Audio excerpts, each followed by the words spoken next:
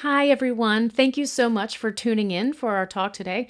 I'm Wendy Bohon from IRIS, and I'd like to thank my co-authors, Beth Bartell from Michigan Tech and Callan Bentley from Piedmont Virginia Community College. We're going to talk to you today about video content production and dissemination during distance learning. So because of the COVID-19 pandemic, education around the world changed drastically, as we're all aware. In the US, 93% of households with school-age children reported some form of distance learning. Most of that was using online resources. Now, I'd like to argue that social media can actually be a really powerful way to disseminate scientific educational information to people. So Facebook and YouTube continue to be the most widely used online platforms. And really importantly, internet users between the ages of 15 and 25, 81% of them use YouTube. So YouTube is really, it has a massive potential to be an online learning tool. It's the second most visited site worldwide. It has 2 billion monthly active users and 1 billion hours of YouTube are watched daily. Additionally, people are going to YouTube to find educational content, particularly during the pandemic. This is reflected in the metrics from the IRIS YouTube channel. Now, IRIS is the Incorporated Research Institutions for Seismology, and our YouTube channel has a lot of information, educational content about geology, geophysics, earthquakes, that kind of thing. So when online schooling started, we had a significant increase in the number of views to our educational content on our YouTube channel. So this is showing those metrics.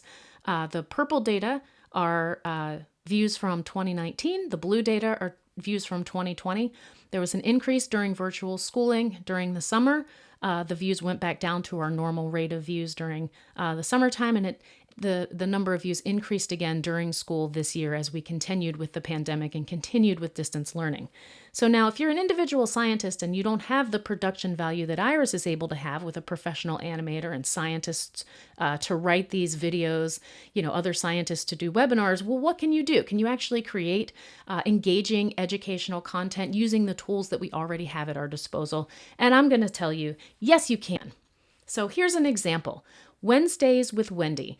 I recorded 11 total episodes over 12 weeks. The length of each one of the episodes is between 4 and 8 minutes.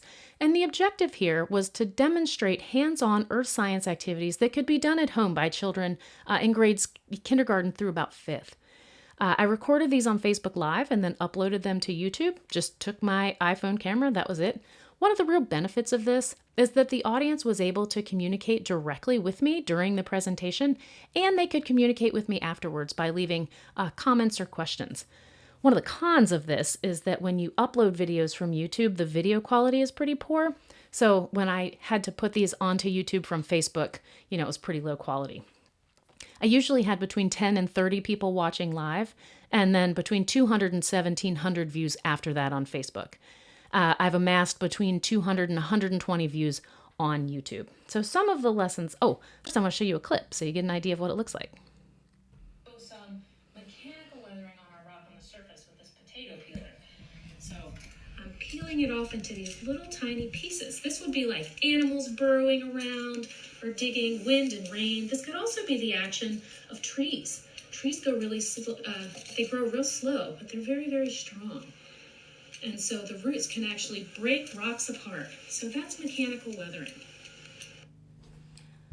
So after that, I would smush that little packet of crayons to create a sedimentary rock, and then I would put it in a bowl of hot water so that the crayons would melt and form a metamorphic rock. You get the idea of what that would look like.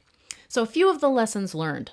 Definitely prepare materials beforehand and have as much of that kind of background work done before you start filming as possible. Stick to one topic at a time. I really wish that I had made more shorter videos that were more focused on one topic. Also, be aware of your background and lighting. Something that may look really good when you're just looking at it can look really strange when you're seeing it from the viewfinder. Also, make sure you go through the plan with whoever's filming so that they know what to focus on while they're filming. But the next series we're going to examine is called Going Places, and this was created by Beth Bartell. The objective was to give people travel tours of amazing geology around the world while they're staying home and being safe. The intended audience was high school students, undergrads, anyone in the interested public that might like to see some cool geology. And she would bring on special guests for every show to lead guided Google tours of an area of geologic interest. There were 20 episodes filmed, including bonus stories, volcano yoga, other specials, and the length of each episode is between 4 and 10 minutes long.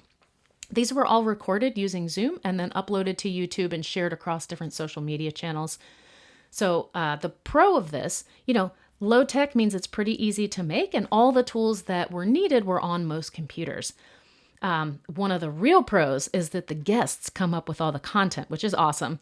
And then the con is that you have no control over the guest's delivery, and you also don't know about their internet connection. We've all learned the importance of a good internet connection, right? So far, the reach for these is between 40 and 500 views on Facebook. So now I'll give you a little teaser of what these look like. In the Ross Sea, I'm going to zoom back out here so you can see where it is. It's on this island where there's the southernmost active volcano, Mount Erebus. You'll see more about Mount Erebus in a second. I'm just going to zoom out so you can see the continent of Antarctica. Before I started working there, or rather dreaming about working there, I never really looked at the shape of the continent. You always see it spread out in a strip along the bottom of a map. So some of the things that Beth learned by recording this, a blue screen or a green screen in some cases could really help for better background quality. Of course, good internet connection is a must.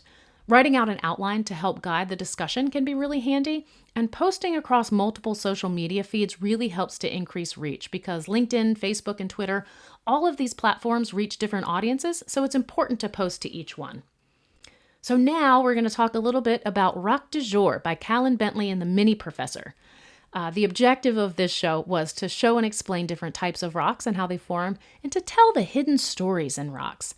The secondary objective for Callan was to give his school-age sons something positive to do where he felt good about himself and could experience some virtual interaction.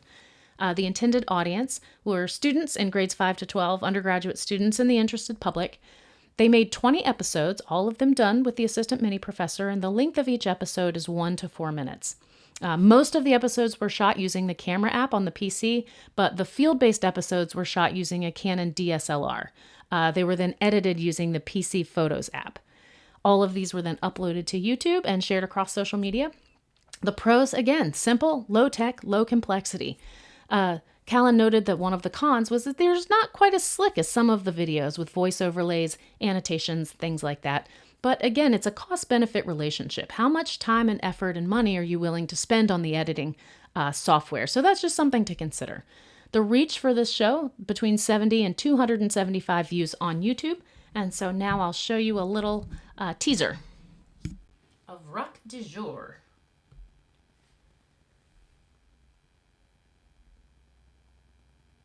Hi, welcome to Rock du Jour.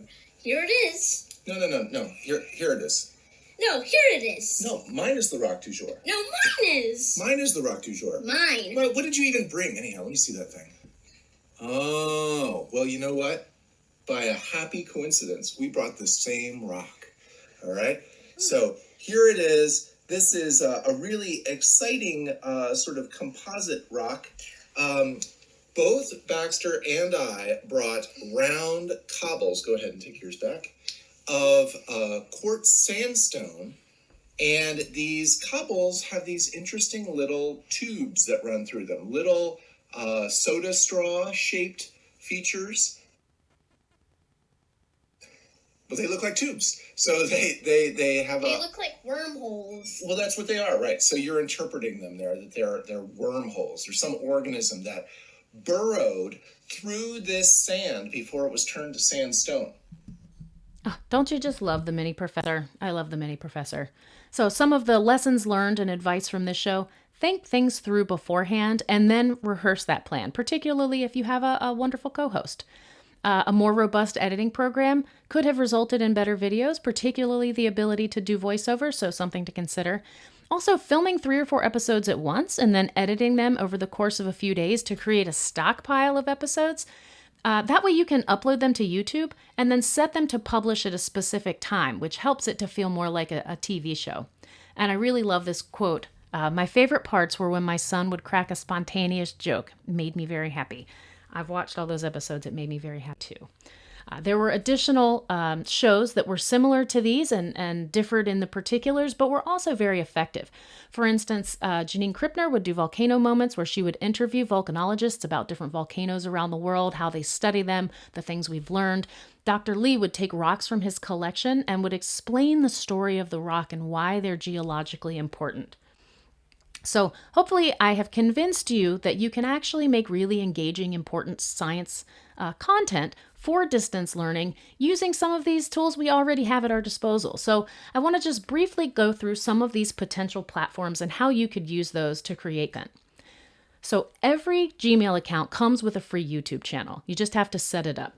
So once you've done that, you can go ahead and click this little camera at the top, and you can upload a video that you've recorded on Zoom or on PowerPoint or whatever program of your choice may be, or you can go live, and that's just like live TV where whatever you say is recorded.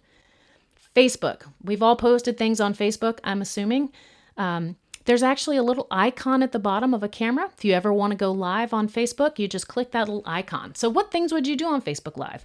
It's a great way to talk about an event like, say, a hurricane or an earthquake, something that's captured the public's attention that they might want to know more about. You can lend some scientific context to that. Give a tour of your lab or facility. Give people access to spaces that they wouldn't normally have access to.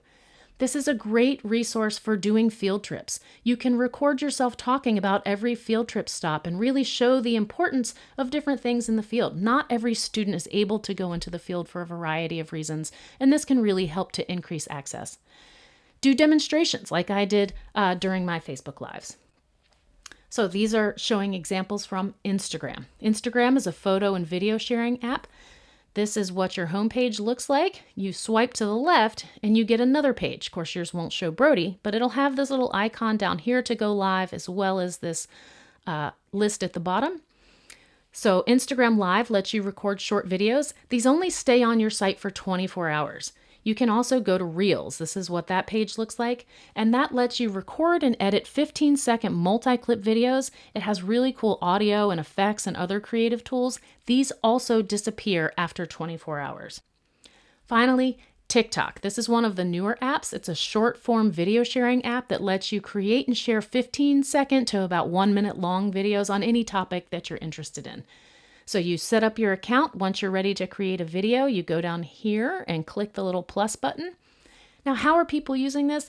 I personally haven't unloaded anything to TikTok yet, but I love their science content. It is so creative and fun. People are dancing their science. They're doing skits about science, lots of really cool demonstrations. There are lots of science challenges, and people are even doing book reviews on here. So this is really fun. It's very creative. It's a really great thing to explore. I encourage you to explore TikTok if you haven't seen it yet. So our conclusions, really the relatively low-tech educational content can be very engaging. It's very humanizing, and it can be a lot of fun.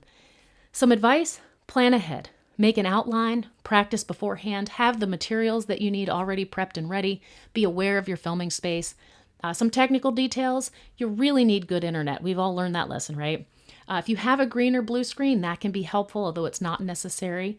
And you can explore editing software to see what the cost-benefit relation is for you in terms of what you're willing to put into it.